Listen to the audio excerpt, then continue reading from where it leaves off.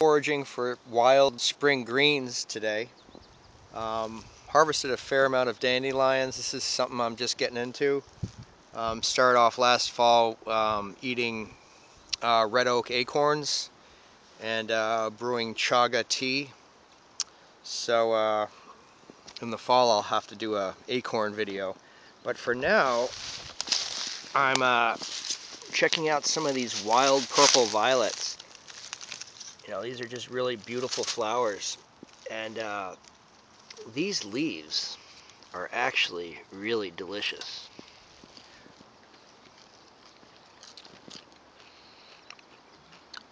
They're really good. If you have wild violets where you live, definitely check these out. You can eat the flowers too.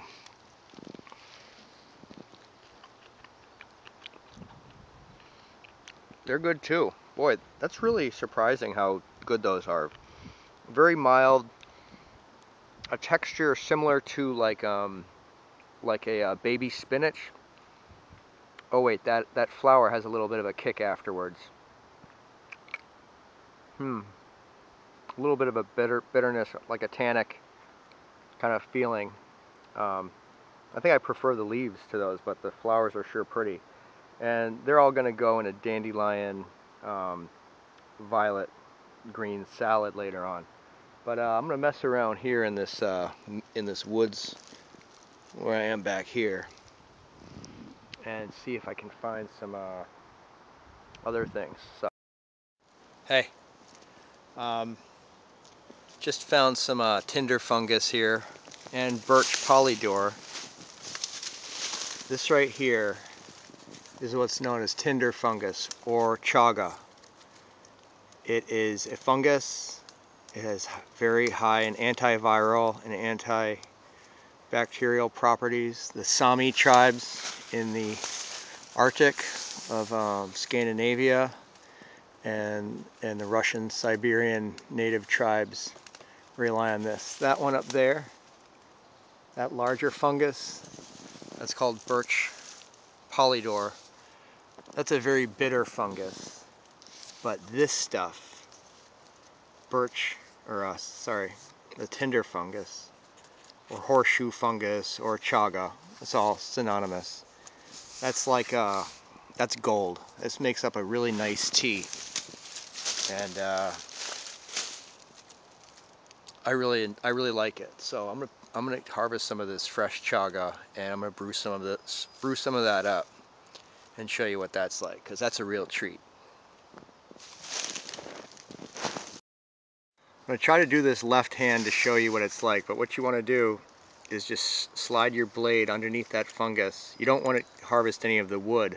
This is a dead branch anyways, but you want to, and I'm doing this left-handed, but I just want to give you the idea. You slide underneath and you're going to peel that right off,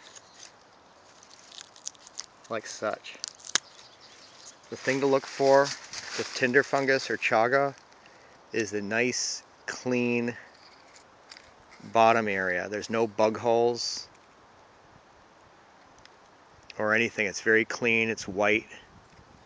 The top is in good shape. I don't see any bugs or worms in that. It's very hard, and I'll show you what that looks like inside. Man, I've kind of found a Tinder fungus gold mine out here today. Just so you know, also the Tinder fungus or chaga is named such because if you light it, a corner of that Tinder fungus, it stays lit. You can carry that around as a coal. I mean, you can bury it underground and it will still keep a hot coal in that fungus. It's pretty amazing. I've done that before and trying to put it out even, and it takes quite some effort to try to put it out. Anyway, just checking out some of these dead branches on the ground. Check out this clump. You see what I mean by how healthy that bottom looks and how white it is? That's what you want to look for. There are no holes, all the pores. It has a nice wet, moist feeling there. I mean, that's just that's kind of an unusual piece of fungus. But anyway, there's some more of it back here. Look at this. There, little piece there, here. And there's even some more, I think, over here on these trees. And up there too. A really nice piece right there. In the location I'm in right now, I don't harvest all the pieces that I find I'm kind of in like in a suburban woods area right here. And you know, I try to just take what I'm going to use, because cutting chaga is very difficult, and when it dries, it's just about impossible to cut it. So you have to soak it in boiling water. So I prefer to drink it, the brew, with fresh chaga, much easier to cut, and then just leave the other ones, unless you want to process it all at the same time. That's an option too, is just to process a whole bunch of it and store it in a brown paper bag. Hey, here's kind of another cool score. Just happened upon this turkey tail fungus right here. You can see it really does resemble a turkey tail. And this stuff studies have been done on this for treatments of cancer. See that? The white underside? I believe this is in the polydor family, like the white polydor I showed you, or the birch polydor I showed you. See that nice white underside? It's smooth, but there are thousands of tiny holes in that. Anyway, I know that that's turkey tail fungus, so I eat it. You have to be really careful when you're getting into harvesting any fungi, mushrooms, or any wild plants, because some of them are very toxic, but not this one.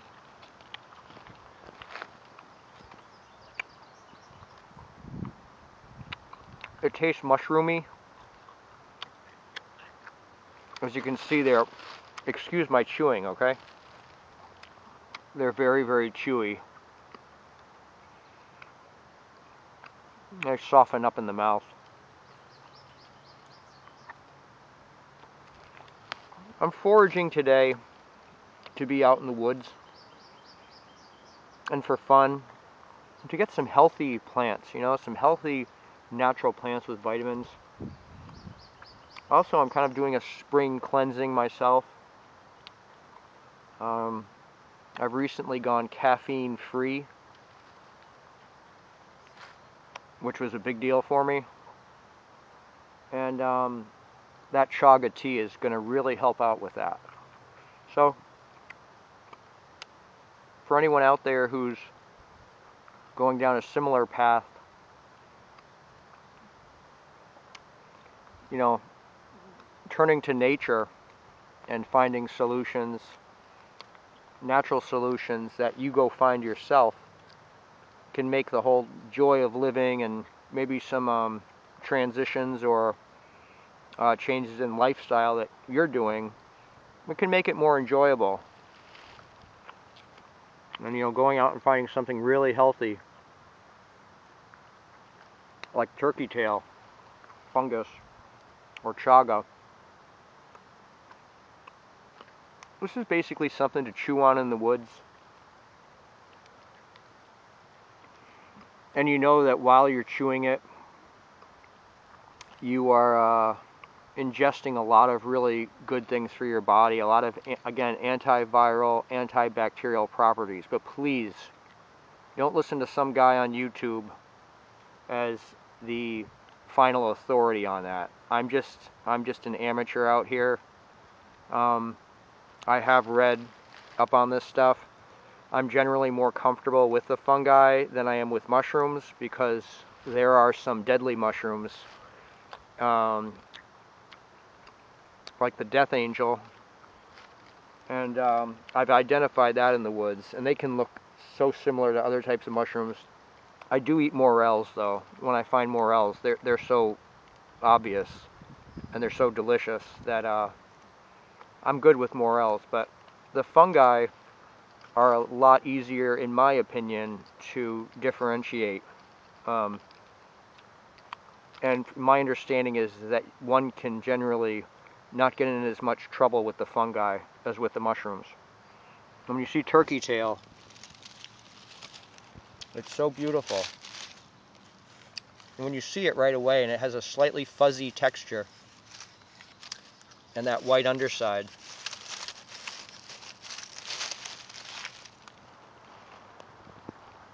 you know that that's what you're getting. Earlier this morning, I saw what I believe was a hawk fly right up here, and it had a snake. It was carrying a snake in its talons. It was a big, long snake, probably just a garter snake around here, maybe a ringneck. But it was a big old mature garter snake that hawk had scoped out somewhere, well, just beyond there. There is a swamp back there. And so maybe I'll go take a spin around the swamp and see what we can find. Well, you're looking at red twig dogwood, still red, keeping its winter color. That'll green up pretty soon. And red twig grows in wet areas, and I'm on the edge of a swamp here. There is a deer or coyote trail. Just trace my finger right through there, right in front of me here. And actually, I found an owl pellet back here a while ago, but here's some coyote scat. It's pretty old, but man, this stuff is packed with some kind of black fur right there. And there are bone fragments right there, and a tuft of hair, kind of a blonde or whitish hair there. So this coyote, some more bone fragments in this scat right there. You can see that. Those white chips of bone. Yeah, coyotes. Anywhere there's water, you're gonna find wildlife.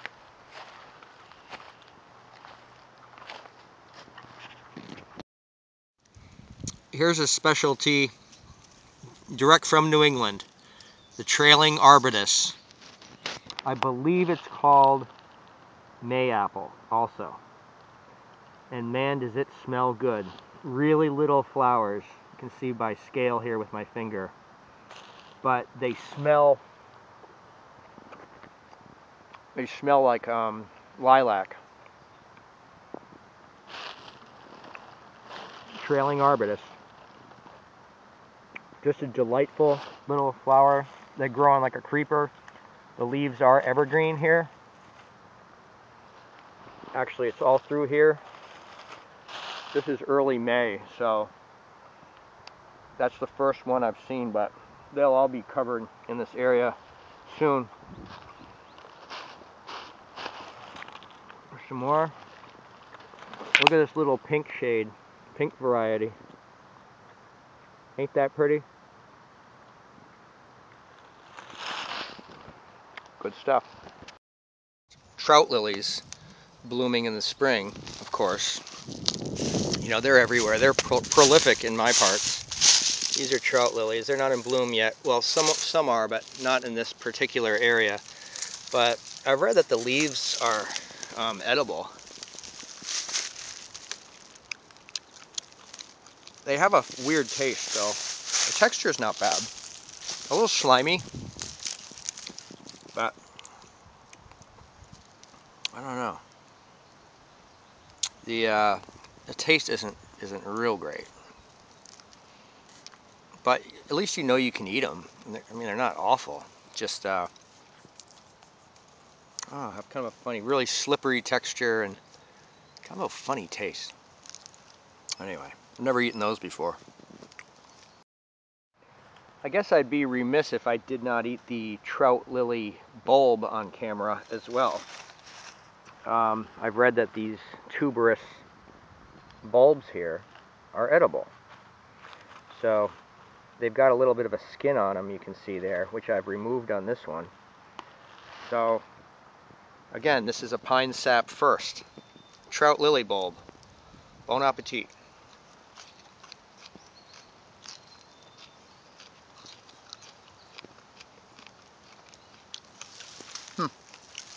Those aren't half bad. Interesting. Very interesting. I'm going to say that I like it better than the leaf. And with my other hand here, I'm going to skin off that other bulb. Bang off the dirt. It's a very pretty bulb. I mean, it's really got a very nice white flesh there.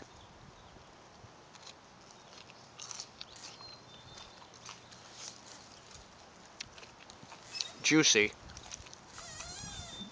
Definitely juicy.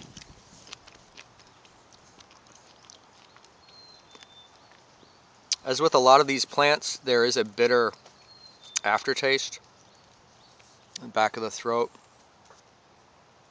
But there is a sweetness also in that bulb. I'm imagining that they're fairly high in protein. But there we go. Definitely a little bitter on the aftertaste, but and cooking them or steaming them would probably help, but again, not bad. Trout lily bulbs.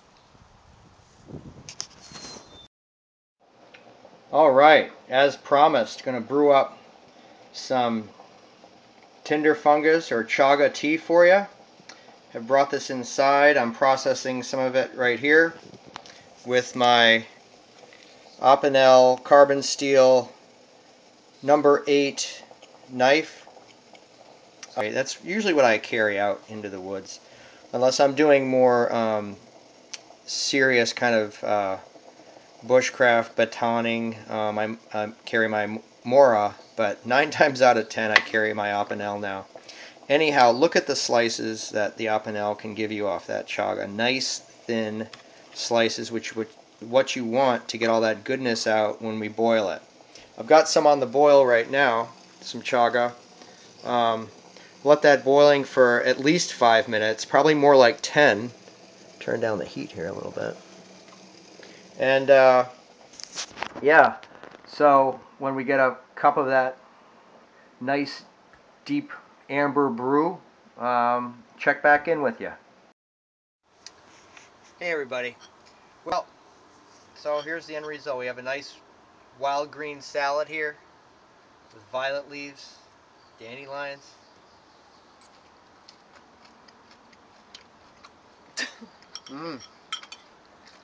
It's actually surprisingly good.